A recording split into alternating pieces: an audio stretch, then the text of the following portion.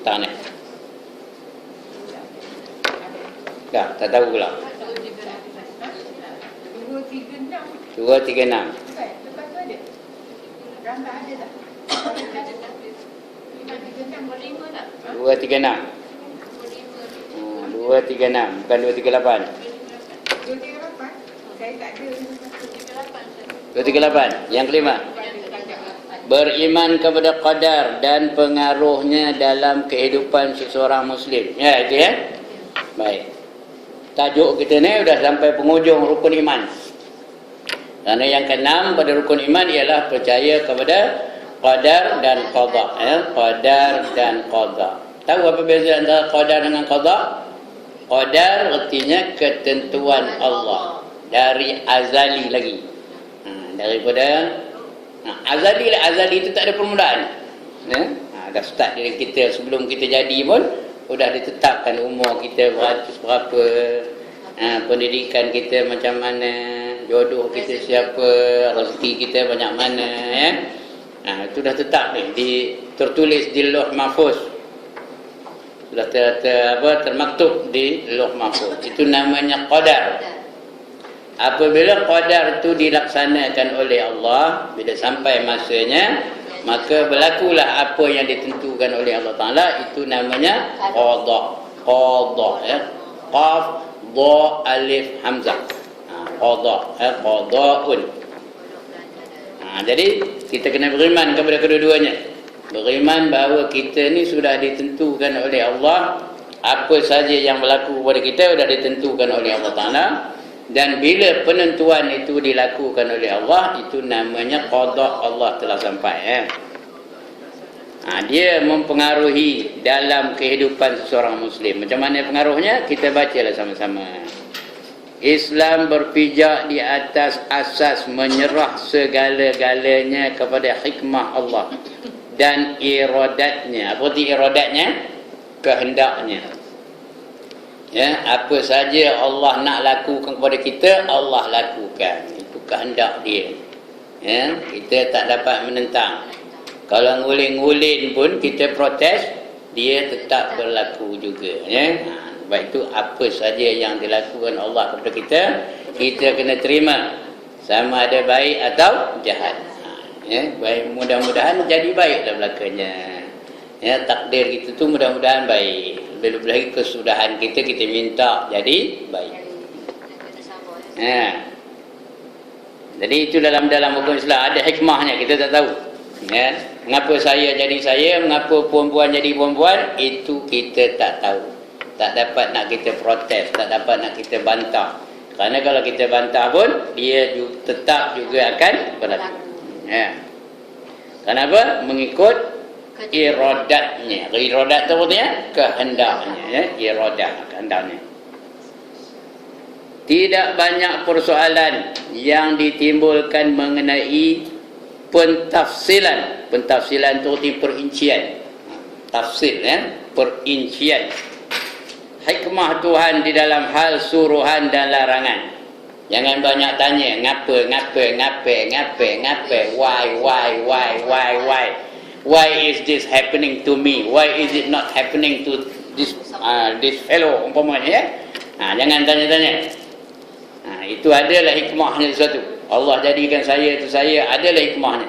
Allah jadikan perempuan itu perempuan, ada hikmahnya. Kita tak dapat nak kaji sedalam-dalamnya, kerana itu rahsia Allah Subhanahu wa taala. Ya. Itu artinya pentafsilan. Tafsil itu arti detail, mendetailkan. Mengenai pentafsilan hikmah Tuhan dalam hal suruhan dan larangan. Kerana kita dalam hidup ni ada suruhan, ada larangan. Ya. Sebagai contoh dah saya sebut banyak kali, sini dah sebut juga rasanya, ya. Mengapa Allah larang riba? Sedangkan riba itu membantu untuk membangunkan kemajuan negara dan kemajuan diri. Tapi Allah haramkan riba. Mengapa? Mengapa Allah perintahkan wanita untuk menutup aurat? Apa salahnya, boleh saja. Tapi Allah suruh tutup aurat. Jangan tanya mengapa. Adalah hikmahnya. Lagi satu, pasal apa Allah haramkan babi? Siapa tahu mengapa Allah haramkan babi? Saya pun tak tahu. Itu rahsia Allah Ta'ala. Kita bolehlah teka-teka kerana babi itu mengandungi kuman dan macam-macam jenis kumannya. Orang yang bergelemak dengan babi itu dia terdedah dengan kuman-kuman yang berbahaya. Itu kita boleh teka je. Tapi hikmah sebenarnya kita tak tahu. Sedangkan babi itu banyak benar gunanya kepada manusia. Tak? Betul ke? Ada bangkangan? Banyak tak gunanya babi itu untuk manusia? Dagingnya berguna, tulangnya berguna, lemaknya berguna, perutnya berguna. Lagi kulitnya berguna, bulunya berguna. Itu babi tu. Ya, dagingnya kalau buat rendang tok yang amat sedap. Kata demel lah. Tulangnya buat apa?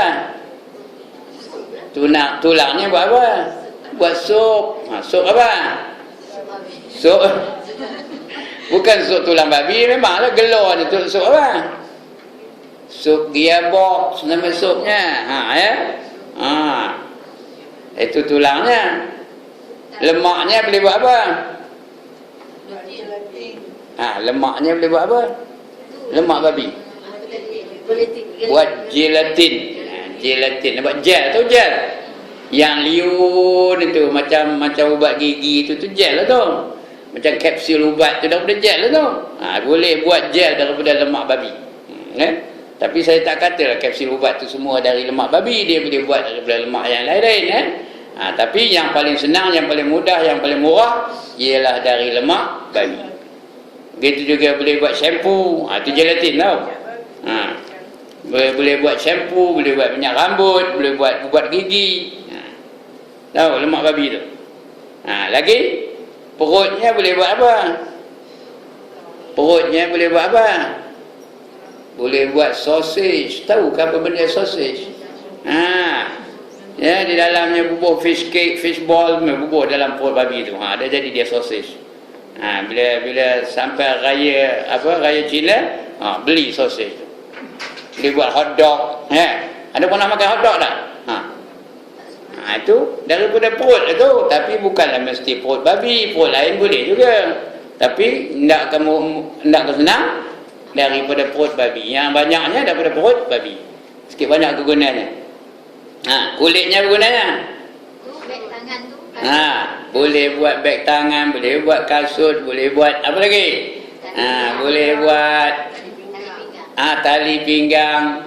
Boleh makan tak? Kulitnya boleh makan tak? Boleh. Buat apa? Buat rendang, buat kerepik, buat keropok, punyalah sedap, rangup penuh, kerak, very very very crispy. Lagi bulunya guna tak? Apa gunanya bulunya?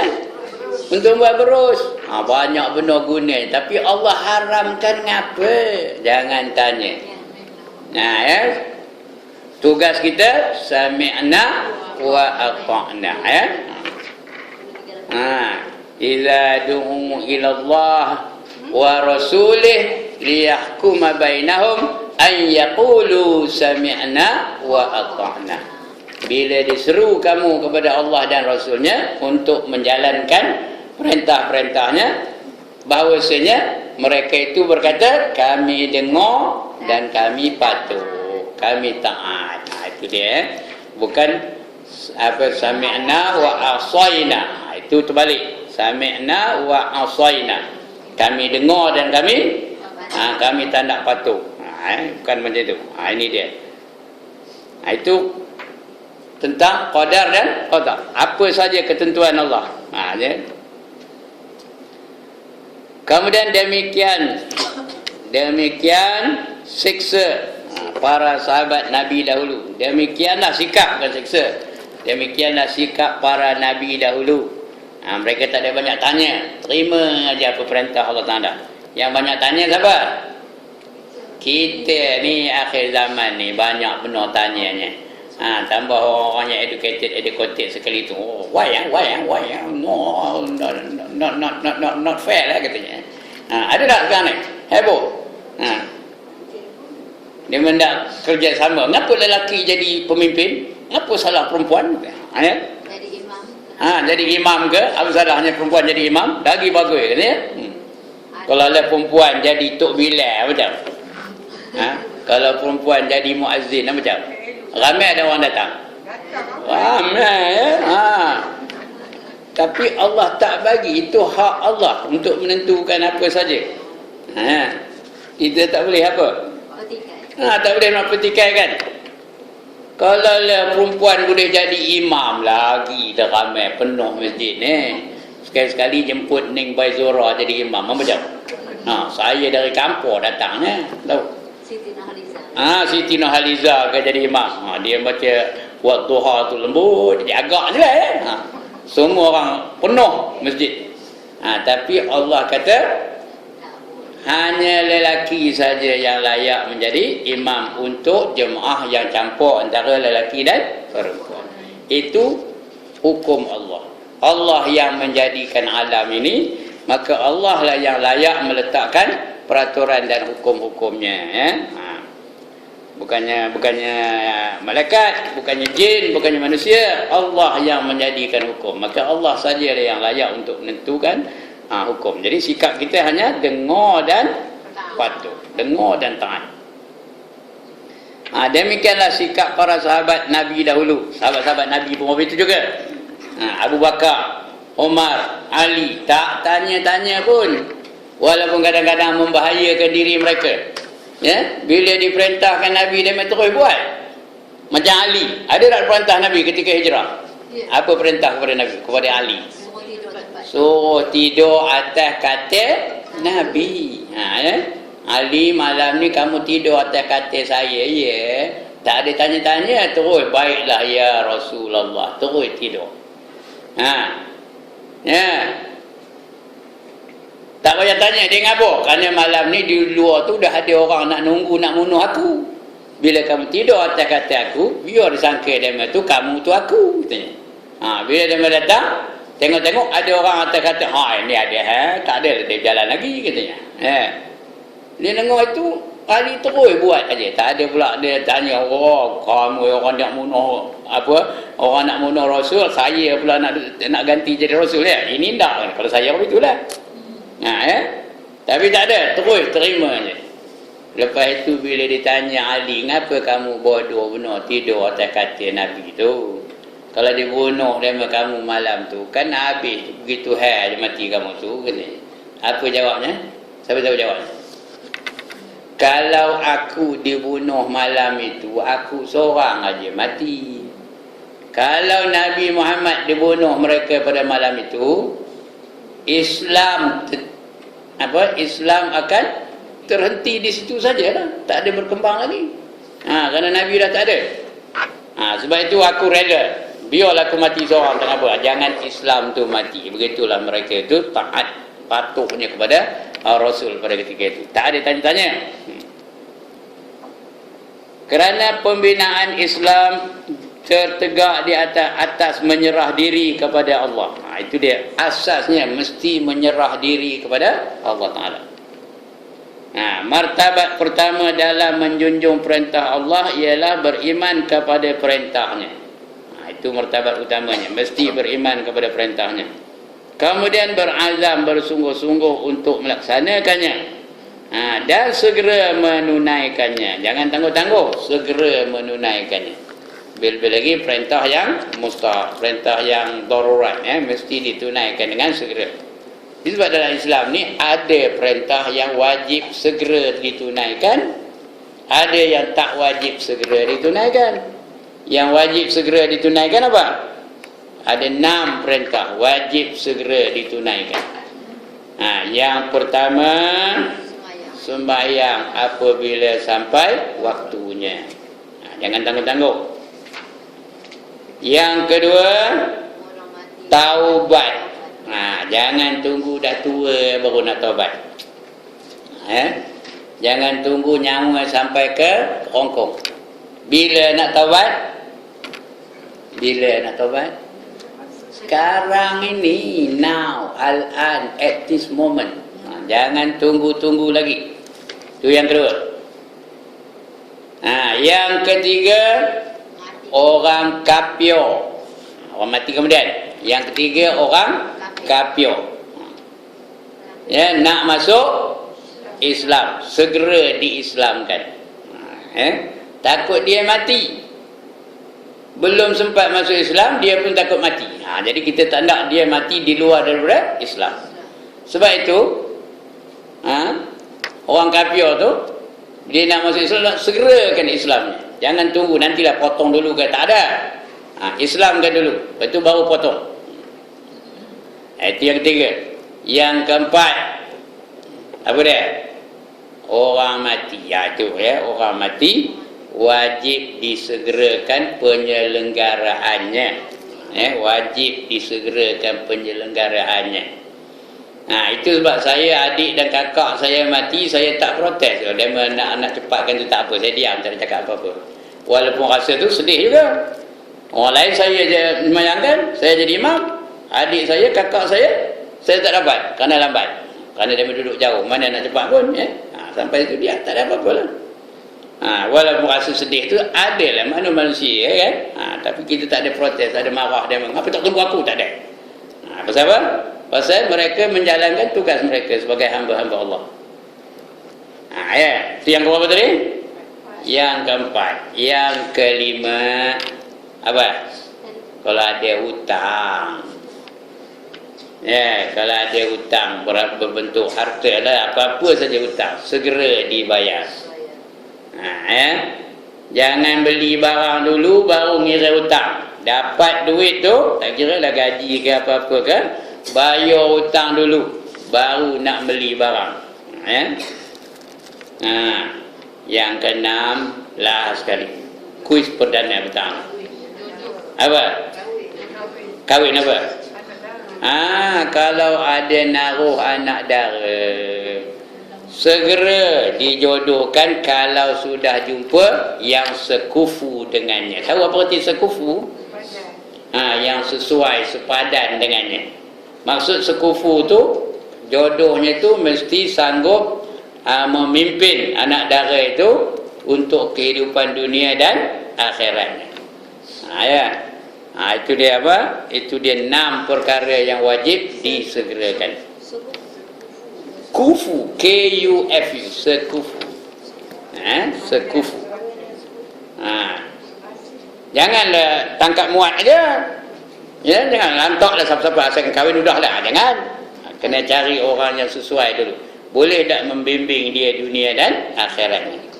Dunia pun tak, akhirat pun tak. Sebab itu kalau nak kahwin, ada tak panduan dalam Islam? Apa panduannya? Yang pertama, cari yang cantik. Li jamaliha. Belum? Nanti dulu. Kerana kecantikannya dulu. Dalam hadis tu, kita baca hadis ya. Yang kedua, lima liha. Kerana apa? Hartanya. Lima liha. Yang ketiga, linasabiha. Kerana keturunannya. Jangan cari keturunan ni bukan nak cari anak raja ke Said ke Saripah ke, bukan. Keturunannya kalau dia anak Tok Imam, itulah preference ya. Anak Tok Imam ke, anak Tok Bilal ke, anak ustaz ke, itu preference, first preference-nya.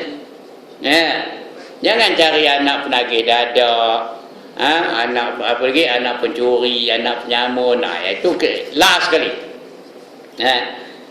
Walaupun bukan tentu yang anak ustaz tu baik, bukan tentunya anak penagih dadah tu jahat, tak tentu ya. Tapi kita masa milih tu. Itu yang keberapa tadi? Yang ketiga. Yang keempat, kerana agamanya. 4 kriteria nak cari jodoh. Sama ada nak cari menantu ke, atau nak cari suami ke, atau nak cari isteri ke. Nak mencari isteri pun itu juga. Mula cari yang cantik kalau dapat. Kalau boleh biar ke 4-4. Itu ada sambung hadis tadi. Kalau boleh biar ke 4-4 itu. Tapi kalau dapat satu je, antara 4 tu yang mana pilih? Kerana keagamaannya. Lidiniha, kerana agamanya. Kalau pilih antara yang cantik tapi tak semayang, dengan yang tak berapa cantik tapi semayang, mana pilih? Pilih yang semayang tu walaupun dia tak berapa cantik. Ataupun dia kaya tapi sombong. Nengkin aja orang lain tengkin. Kalau orang lain pun tengkinnya, mak mentuanya lagi lah tengkinnya, tak ada segan silu. Nengkin mak mentua dia. Jadi orang itu tak sesuai nak dijadikan menantu. Cari yang ada agama. Itu dia ya. Sebab itu dalam Islam ni ada panduan belaka. Ada apa namanya, apa gelarnya? Panduan lah. Tak ada perkataan yang lain ya. Baik. Inilah sikap para sahabat yang mulia. Sahabat tu semua mulia ya. Jangan ada kita merendah-rendahkan sahabat. Semua sahabat tu mulia belaka. Sebab Nabi kata apa itu? Ashabi kan nujum bi ayyihi muqtadaitum ihtadaitum, kata Nabi. Sahabat-sahabat aku itu seperti bintang di langit. Seperti bintang-bintang di langit. Sahabat ya. Bi ayyihi muqtadaitum ihtadaitum. Kamu ikut mana-mana satu daripadanya, nescaya kamu dapat petunjuk. Ya. Jadi itu sikap para sahabat dulu. Mereka tu mulia belaka. Mereka sangat beradab dengan Allah dan dengan Rasulnya. Tak pernah pula mereka tu menentang kata-kata Rasulullah. Tak pernah pula mereka tu kurang ajar dengan Rasulullah ya? Sentiasa memuliakan Rasul. Berkata Ibnu Abbas. Siapa tahu nama Ibnu Abbas ni yang sebenarnya? Abdullah bin Abbas. Dia kalau ada Ibnu tu mesti Abdullah. Ibnu Abbas, Abdullah bin Abbas. Ibnu Umar, Abdullah bin Umar. Ibnu Mas'ud, Abdullah bin Mas'ud. Dia bila Ibnu tu dia nama Abdullah tu. Ya. Berkata siapa tadi? Ibnu Abbas radhiyallahu anhuma. Kalau Ibnu Abbas ni radhiyallahu anhuma. Bukan radhiyallahu anhu, radhiyallahu anhuma. Mengapa huma? Supaya kedua-duanya dapat keredaan Allah Taala. Abbas pun dapat, Abdullah pun dapat.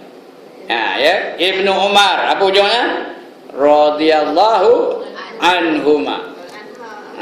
Kalau seorang anha, ya, Aisyah radhiyallahu anha. Pasal dia seorang aja. Kalau Aisyah dan Abu Bakar radhiyallahu anhuma. Bukan hum ya, huma. Dua tu huma. Ya. Kalau seorang lelaki, Umar ibn al-Khattab. Umar ibn al-Khattab. Siapa? Radhiyallahu anhu. Dia seorang aja. Khattab tu tak masuk kerana dia masa itu belum Islam lagi. Ya. Kita doakan hanya untuk Umar saja, radhiyallahu anhu. Kerana Khattab tu masa itu belum Islam lagi. Sama ada dia seksa ke tidak ke, itu hak Allah Taala, bukan kita ya. Ya. Dengan ayat dia sekali lah, Hu radhiyallahu. tu dia lah, Umar saja. Huma tu dua-dua lah, bapak sekali, bapak dan anak sekali. Bukan Umar ya, Huma. H-U-M-A, Huma ya. Ustaz, kalau nama kita Ya. nama mak sekali boleh. Nama bapak, lepas tu nama mak. Betul? Boleh. Huma. Mak Kalau nama kita ni lah. Boleh. boleh. Ya. Kalau dua orang ni lah Huma lah. Dia Huma Hu.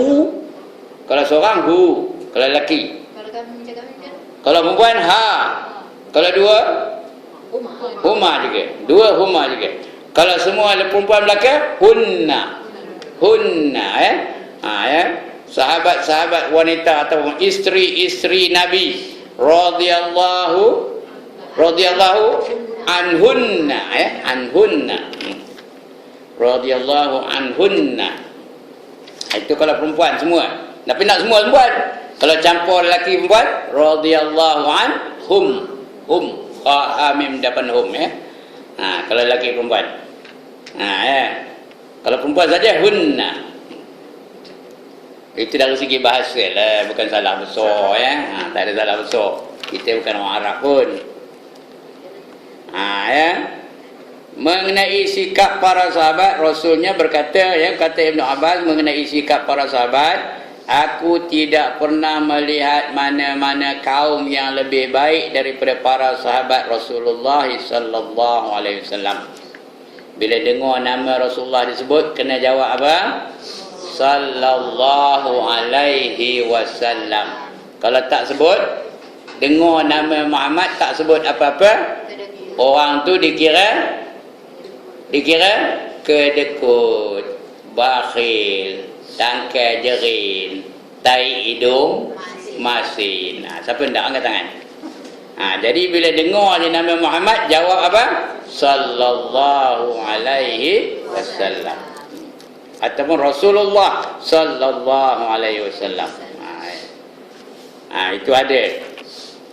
Ada dalam radio selalu keluar tu hadis-hadis dari Nabi dia. Sebab nak dengar radio, dengarlah radio IKIM. Jangan dengar untuk komen aje. Tak ada dapat apa pun. Kalau dengar radio lah, ada ke bukan radio pun? Ada. Apa radio? Untuk komen aje ya. Radio IKIM lah ya. Ceramah ada.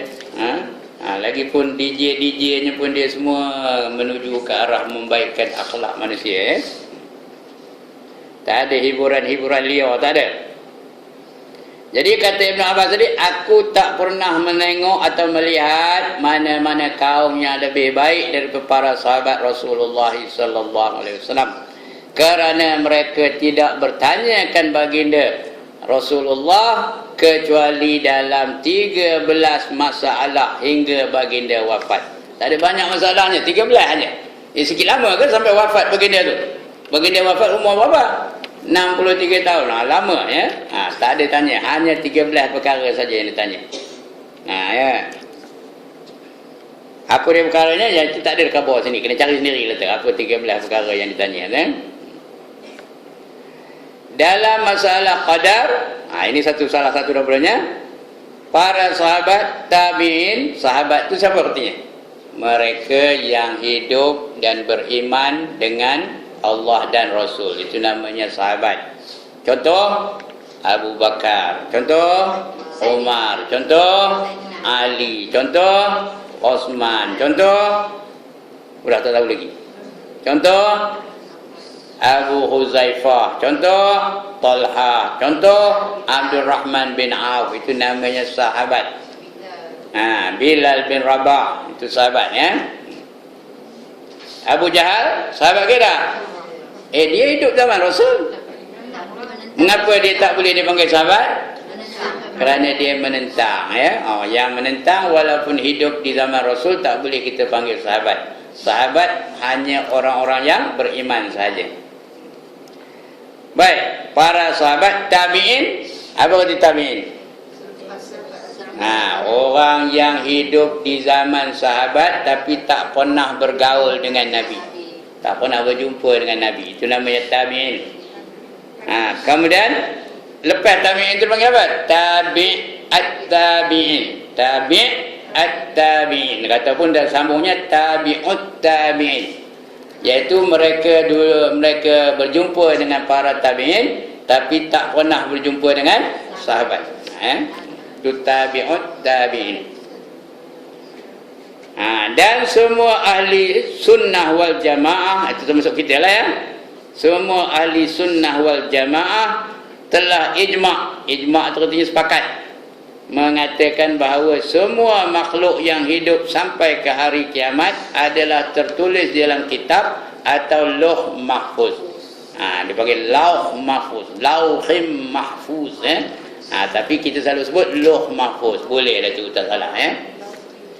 Itu pegangan ahli sunnah wal jamaah. Apa kata ahli sunnah? Orang-orang yang mengikut tradisi hidup Nabi, itu namanya ahlus sunnah. Sunnah tu mengikut perjalanan hidup Nabi. Wal tu apa? Wa tu apa?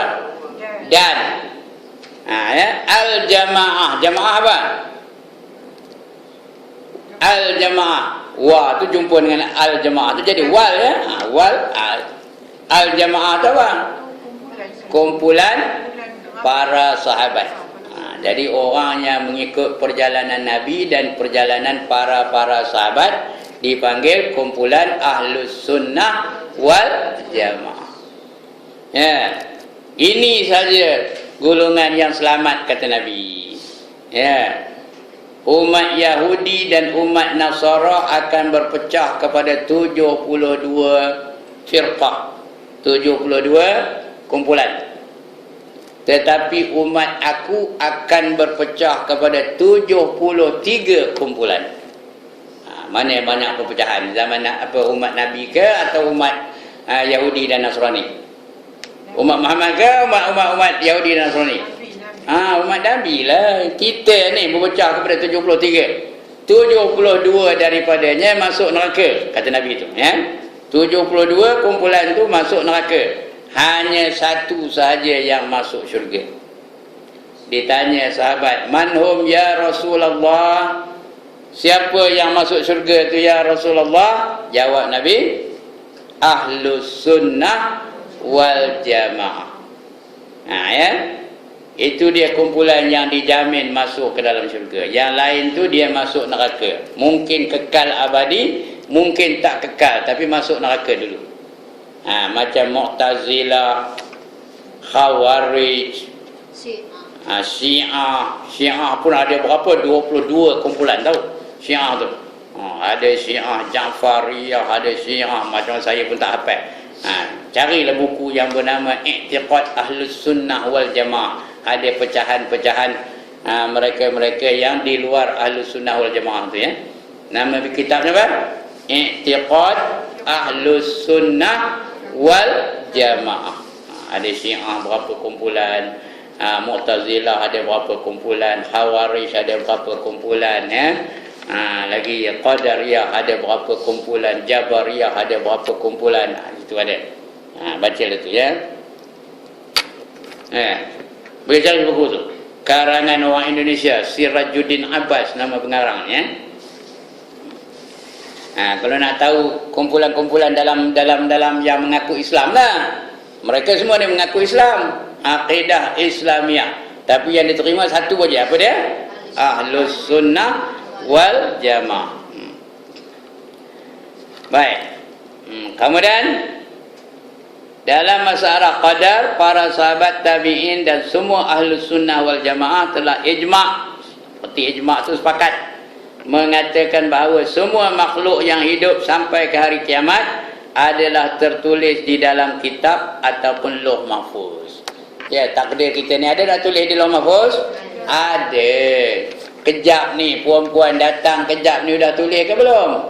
Udah tertulis di Lauh Mahfuz bahawa pada hari Jumaat 28 hari bulan 11 ya, puan ini berada di Masjid Jalan Deri ni, dengar Haji Ibrahim ngajar ya. Tulis pula tu ya. Haji Ibrahim juga akan datang pada hari Jumaat untuk ngajar pada berapa bulan dah tulis dia tu. Ya. Siapa yang dengar pun ditulis, dia ni dengar betul-betul. Ada tulis belum? Yang kawan satu lagi tu ngantuk. Itu tulis juga tu. Semua ditulis. Baik yang kecil, baik yang besar. Semua ditulis tu. Ya, fi lauhim mahfuz kata Allah dalam Quran ya. Semuanya tak ada tertinggal pun. Ibnu Al-Dailami, juga nama Ibnu Al-Dailami, artinya anak kepada Al-Dailami. Ya, Abdullah bin Al-Dailami menceritakan, dia cerita pula, aku datang menemui Ubay bin Ka'ab. Aku berkata kepadanya, ada terasa sesuatu dalam hatiku mengenai masalah qadar, maka ceritakanlah kepada aku mengenainya. Moga-moga Allah menghilangkan perasaan itu dari hatiku. Ubay berkata, sekiranya Allah menyeksakan ahli langit dan ahli buminya dalam hal ia menyeksa mereka, ia tidak menzalimi mereka. Perempuan ya, Ubay bin Ka'ab ni bukan Abdullah bin Ubay ya. Abdullah bin Ubay ni apa? Ketua munafik. Ini sahabat.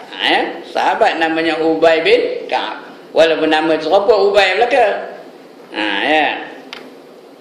Dia ni sahabat. Apa kata dia? Ada suatu dalam hatiku mengenai masalah qadar. Aku ada masalah tentang qadar ni. Maka ceritakan kepada aku mengenainya. Moga-moga Allah menghilangkan perasaan itu dari hatiku, supaya tak ada lagi ragu-ragu hati aku tentang qadar ni.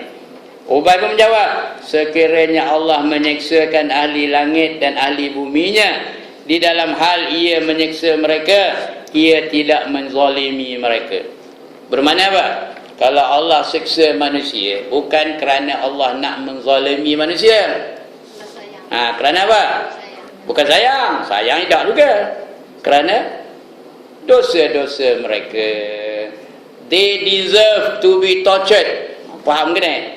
Kerana mereka melakukan perkara-perkara yang dilarang. Jadi kalau kena seksa, salah siapa? Salah mereka sendirilah. Itu kalau kena seksa. Kalau dapat syurga, itu kerana apa? Kerana rahmat Allah Ta'ala. Faham tu? Kalau kita masuk syurga hanya dengan rahmat Allah Ta'ala. Kalau kena seksa, itu kerana dosa-dosa yang kita lakukan. Bukan kerana Allah itu zalim. Bukan kerana Allah tu memang seronok nak menyeksa kita. Tak ada. Itu. Jadi semua orang yang dalam neraka tu kerana dia deserve to be there. Dia memang dak di situ. Kerana dia melanggar perintah Allah. Itulah kita masuk neraka tu. Dia tak pernah. Allah mana dia menzalimi ya. Dan sekiranya ia mengasihi mereka, maka kasihan belasnya adalah lebih baik bagi mereka daripada amalan mereka. Kalau Allah bagi rahmat, bermakna itu Allah belas kasihan kepada mereka. Dapat mereka itu rahmatnya. Kenapa? Mereka itu masuk syurga bukan kerana amalannya, kerana rahmat Allah Ta'ala. Amalannya tak mampu untuk membayar nikmat yang Allah curahkan kepada kita. Ada tak cerita dulu seorang sudah beribadat selama 300 tahun? Ada tak? Kalau dah lupa bukanlah salah saya ya. 300 tahun beribadat, akhirnya kata Tuhan, masuklah kamu ke dalam syurga dengan dah tak ada orang nak dengar ke ya? Dengan rahmatku, kata Allah. Dia dengar itu apa katanya? Apa katanya? Aku tak sia masuk syurga dengan rahmat kamu, katanya. Nampak? Action pula dalam tu. Indo kepoda masuk syurga dengan rahmat kau, katanya. Faham benda ni? Aku nak masuk syurga dengan pahala amalanku. Aku dah beribadat 300 tahun. Beribadat kepada kamu, aku rasa aku layak masuk syurga. I think I am qualified to go into heaven, katanya. Dia cakap orang putih dengan Tuhan. Apa Tuhan tak kerti cakap putih ke? Okey, kata Tuhan. Tak adalah Tuhan kata okey, tu saya lah tu ya. Kita timbang amal kamu 300 tahun dibanding dengan nikmat yang aku bagi kepada kamu. Bukan semua nikmat. Apa nikmat yang dia ambil? Mata. Berapa? Sebelah aja. Bukan dua mata ni, sebelah aja keluar sebelah mata. Betul? Ditimbang. Ditimbang sebelah mata tu. Berbanding dengan amalannya selama 300 tahun. Di akhirat besok ada dacing tahu. Dacing kerjanya apa? Nimbang tu. Dia nimbang amalan kita tu. Di sebelah dia ada macam-macam kedai mamak ada mana tak? Yang macam tepi jalan tu lah. Dacing tu ya. Ada lah kopi tu. Sebelah daun tu diletak sebelah biji matanya. Satu lagi, amalan pahala amal selama 300 tahun. Bila ditimbang mana lebih berat? Mata tu lebih berat. Sebelah biji mata lebih berat daripada amalan dia selama 300 tahun. Jadi layak ke tak layak dia masuk syurga? tak layak. You are not qualified to go into heaven, kata Allah. Therefore, dah. Therefore, Masuk sana. ya Allah, tak tahu dia menjawabnya. You are not qualified to go into heaven, therefore you go to hell. Takkan dia tahu ya. You go to hell. Ya. Dia pun panggil malaikat. Malaikat tarik orang ini, masukkan dia di dalam neraka. Masa itu baru dia apa? Baru dia selendar. Tahu selendar? Apa selendar? Minyak selendar ke? Minta maaf ngaku kalah. Ya Allah, ampun kalau dosa aku, ya Allah. Janganlah masukkan aku ke dalam neraka, ya Allah. Aku tak tahan neraka kamu, ya Allah. Masukkanlah aku ke dalam syurga dengan rahmatmu. Allah di ujung ayat tadi, wallahu ghafurur rahim. Apa artinya? Allah itu maha pengampun lagi maha mengasihani. Allah ampunkan dosa-dosanya, kemudian dia masuk ke dalam syurga, tapi dengan rahmat Allah, bukan dengan ibadat kita. Sebab itu tuan-tuan dan puan balik sekarang, jangan nyengit aja jalan ya. Aku kalau mati masuk syurga mana lagaknya ya. Jangan. Orang apa itu, orang apa keluarnya? Bukan sombong, orang apa? Orang perasan. Tahu ke perasan? SS. Apa SS? Syok sendiri. Karena kalau kita masuk syurga pun hanya dengan rahmat Allah Ta'ala. Macam mana nak dapat rahmat? Kena cari dalam Quran. Apa kata Allah dalam Quran? Innal ladzina amanu wal ladzina hajaru wajahadu fi sabilillah ulaika yarjuna rahmatallah wallahu ghafurur rahim, kata Allah. 218 suratul Baqarah. Cek balik rumah kan, kejap pun boleh cek. Siapa ada bawa Quran kecil, cek lah. Handphone ke mana yang ada Quran tu cek. Ya. 218 surah Al-Baqarah. Innal ladzina amanu, sesungguhnya orang-orang yang beriman, walladzina hajaru, dan mereka-mereka yang berhijrah, wajahadu fi sabilillah, dan berjuang di jalan Allah, ulaika yarjuna rahmatullah, mereka itulah orang-orang yang berharap untuk mendapat rahmat Allah. Wallahu ghafurur rahim, dan Allah maha pengampun lagi maha mengasihani. Ayat 218 surah Al-Baqarah. Bermakna kalau berharap untuk mendapat rahmat Allah, kena ada 3 perkara. Pertama, kena beriman. Ini kita ngaji ni supaya kita beriman ya.